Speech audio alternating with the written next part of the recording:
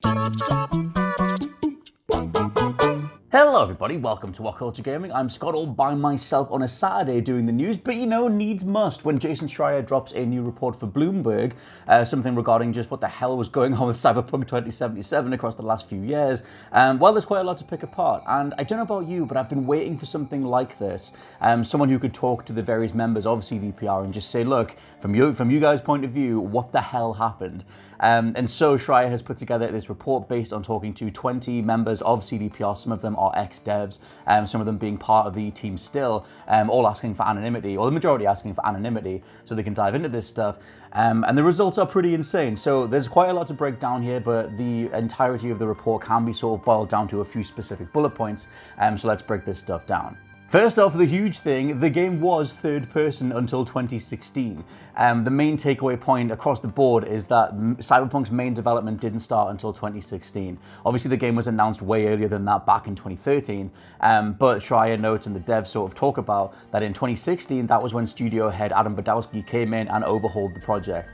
Until then, it was very much discussed as being another third person game in the vein of The Witcher 3, and apparently that clash between veteran studio members, veteran devs that worked on The Witcher 3 with Badowski, that didn't go very well. Badowski wanted it to be in first person. Obviously that change happened.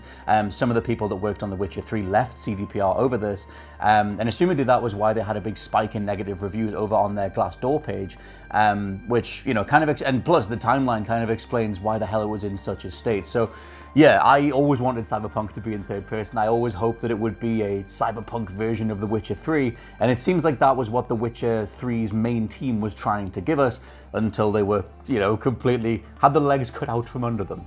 As part of that overall process, Schreier does note that features that were originally envisioned, like wall running, flying cars, car ambushes, were cut along the way. He does say that this obviously isn't atypical for game development, you know, cut features happen all the time, but quite shockingly, another massive point is that the demo that they showed off in 2018, the whole behind closed doors demo, the one that they said, look, we're not, you know, we're going to hedge our bets, we're not going to show it to everybody, we'll just show it to a select few different journalists, and obviously the rest of us kind of went, well, could you show it to the world? Because I didn't go as on either side of whatever sort of, you know, journalist gamer divide, didn't get to go to this thing, and they eventually put it out for the public to see. That 2018 demo was almost entirely fake, so that's great. Note in the report that that it was almost entirely fake, and that after they put that together, the devs were obviously told to put that together because of management, because as it comes through in the report, Badowski was sort of, you know, wanting to make sure that the outside world knew what was happening with Cyberpunk more than the reality of what was actually being put together in real time. And so something like a vertical slice demo to show off to journalists and fans around the world eventually was prioritized. So after that demo came out, and obviously there was a lot of positive press around it, in the report, Schreier notes that the devs were the ones saying that was a huge waste of time because that's not what we're actually, you know, that time should have been spent towards actually making the game.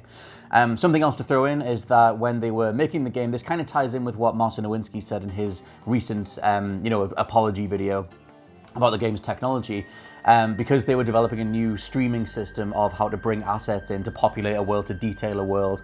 They were developing this new technology alongside making the game. One of the devs in the report notes that it kind of felt like, you know, driving a train as you're laying out the track in front of it, which isn't too far away from how Bungie used to describe making old Halo games, where you jump out the plane with your needle and thread and sort of just stitch a parachute on the way down, and either you're going to hit the ground or you're going to at least mitigate some of the impact. In CDPR's case, you know, they had this whole system of streaming assets in, and they couldn't manage to get it to work, and it sort of went back and forward. And part of that is when the management then got out there, the PR got out there and said, look, we're going to be launching in April 2020. Apparently, internally, most of the devs thought that was a joke, and started making memes about it.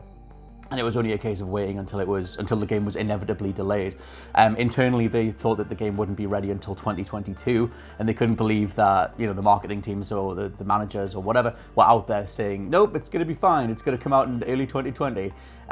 So yeah, you know, if you pair that with the fact that the game was, like I said, overhauled in 2016, perspective changes, perspective first person, third person perspective changes, you can kind of see why it was in a hell of a state, and the devs were just trying to bring it together. Another thing that kind of explains the overall mess that the dev teams went through is following the departure of some of the Witcher 3 staffers. The CDPR overall apparently had a mass hiring spree where they brought in as many sort of different devs as possible, but it resulted in a disparate sort of approach, various different teams trying to bring the game together, around 500 different people in total. But there wasn't very much communication between those teams, and you had a language barrier between the two. Schreier notes that they hired a lot of expats from Western territories who couldn't necessarily speak Polish very well. And CDPR's solution to that was to tell their Polish natives that they should try and speak English in front of Westerners as much as possible. But that didn't happen all the time, and that resulted in a lot of communication errors. And as Schreier noted on Twitter as a follow-up, in some cases, some devs would actually just, they had no way of seeing whether or not an asset was already in production, whether or not they should make something like a shader, like a graphical shader. So they take it on themselves, they make a thing, and then they realize later on that someone else has already done that, and that's already been done X down the line, and they need to figure that stuff out too. So Schreier notes on Twitter that a lot of veteran developers were just sort of shocked and couldn't believe this whole free-for-all approach, hoping that it just sort of somehow comes together at the end.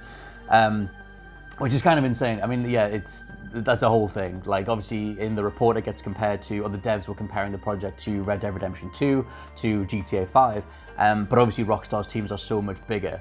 And there's just the fact that, they didn't, until way further into development, they didn't know exactly what type of game they were making, whether it was a GTA style thing with a lore system, or whether it was a full-on RPG, or whatever. The police system is mentioned in here too, that the reason that the police AI feels so half-baked is because it was added so late in development, literally coming from the fact that most devs didn't really think they were making a GTA style game, until from Badowski or whatever, they wanted that sort of feature put in, and it was put in last minute, which is why it's kind of all over the place in the version that you play today. Lastly, it's worth, highlighting the fact that obviously, Martin Nowinski, CDPR's management have got out there many times over the years and said, look, we aren't going to get anybody to crunch. And obviously it came out, last year that people had to crunch ridiculous hours to get the game out, even in the state that we got it at launch. Again, that's touched upon in the report that some people were doing 13-hour days, 5 days a week. That resulted in some people, losing their families, losing those relationships. It's a horrible thing. That's a whole thing that just needs to be completely addressed, pinpointed, obviously going forward. And it's not like CDPR are immune to those issues. Like, the idea of crunch is obviously, industry wide. And it's a whole thing. It's a big old thing, and it's not going to be solved with one report in Cyberpunk 2077, but it's worth highlighting that stuff. One particular example of just how sort of cut and dry the manager's approach to the project was in regards to crunch was one example of a employee saying, look, I don't want to work these extremely long hours, saying that to a manager, and one of the managers just saying, well, if you don't, then someone else is going to have to pick up all your shifts, so are you going to do it or not? And they had to. So it's just that thing. And it's not like, a lot of us have been through situations like that with extremely disconnected managers, but at the same time, it's not like it's not something that needs to be fixed, and it's a pretty egregious example of just keep doing 13-hour days and hopefully it'll work out.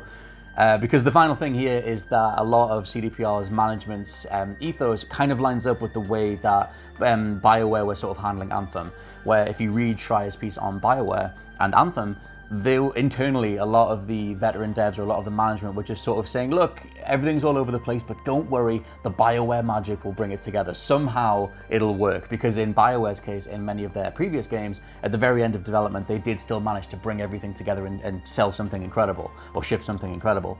In CDPR's case, they were citing the same sort of mentality, just saying, look, we shipped The Witcher 3, don't worry about it. Apparently a lot of the qualms were sort of just brushed aside when devs said, well, how do we do this? We don't have time to do this. The management would just say, you guys made The Witcher 3, right? Get it done. Resulting in just a ridiculous, well, I guess we'll just keep going then mentality. And it's just that whole mentality of just sort of falling back on your expected reputation or your expected level of proficiency without ensuring it's actually going to come together. Overall, I think Jason Schreier's report is essential stuff. It's not like, I remain completely, utterly fascinated by everything regarding every game's development, and something as massive as Cyberpunk. I just hope that more and more details come out about it. He notes that he did talk to, like I said, 20 staff members, current and ex, and assumedly there's even more specifics to get into here. But as an opening salvo, as an answer to all the questions that we had, we can now definitively say that Cyberpunk 2077 mostly started development in 2016, was originally a third-person game, and all hell broke loose thereafter. So let us know what you think down in the comments below. Do you secretly hope that they restore something like a third-person mod or a third-person mode? And what do you want to see from the future of the game going forward? For now, I've been Scott from WhatCulture.com, and I'll catch you very soon.